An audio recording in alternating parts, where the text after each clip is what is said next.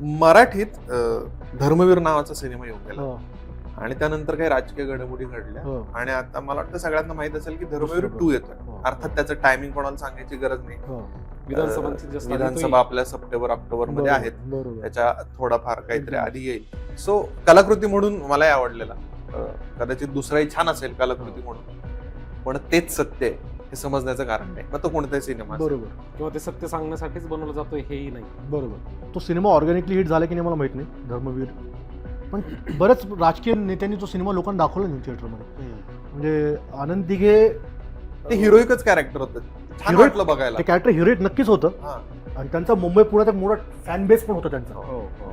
पण ऑनेस्टली आमच्या मराठवाड्यात आनंद दिघे कोण आहे कोणाला माहीतच नव्हतं. पण त्या सिनेमामुळे ते अख्ख्या राज्यात माहीत झाले आणि त्यांच्या निमित्ताने एकनाथ शिंदेचा पण प्रचार झाला बऱ्यापैकी. हो.